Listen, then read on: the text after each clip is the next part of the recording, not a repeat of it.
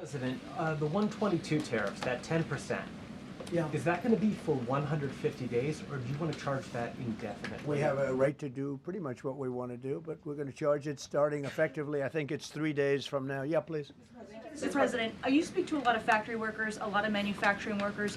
What does the Supreme Court ruling say? What's that message to those factory workers? Well, I think the factory workers are happy because we're now telling them that they're going to look. The man I met with yesterday, who owned a factory, was out of business. He was out of business, and now he's employing 5 times. In fact, I walked in.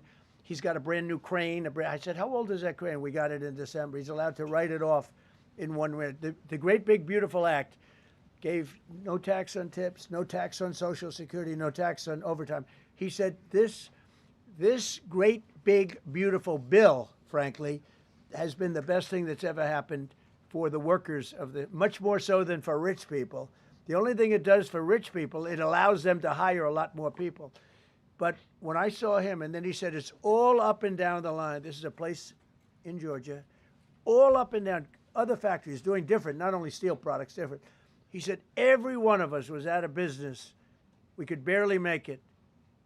Some of them were down to less than an hour a week. Think of it, 1 hour a week to make just a few little trinkets or whatever they make.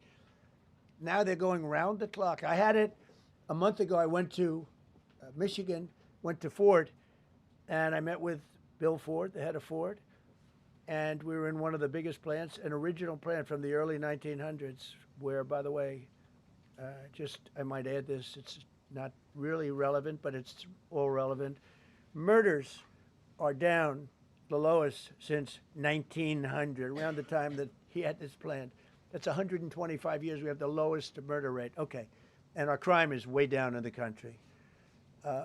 The factories that we're talking about, the people that we're talking about, they are so thrilled with Trump. So whether we charge IEEPA tariffs or whether we charge tariffs under a different section, that's what we're going to be doing. There's no way we can ever. This is what happened to our country. This is why we owe $38 trillion, which we'll get rid of in pretty good course. We have a very incompetent Fed chairman who likes high interest rates. For political reasons, he likes them. But we're going to have somebody very good. Interest rates should come down very substantially. I think we should pay the lowest interest rates on the planet. There should be no country, and we don't do that. We're number 38.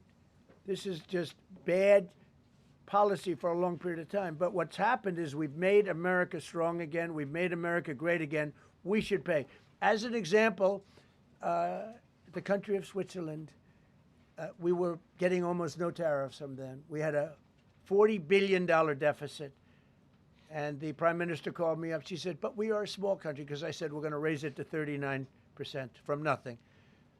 That would have rendered them not very successful, as opposed to right now they're considered elite. But if we put a tariff, they would, and I realized then, she said, but sir, we are a small country. I said, you're a small country with a big deficit. For us, you're making a lot of money off the United States. If we do that, a lot of these elite countries, they're elite because we let them make so much money. And I want them to do well, but I don't want them to do well on the backs of the American taxpayer. So I appreciate your question. I think it's a reasonable answer.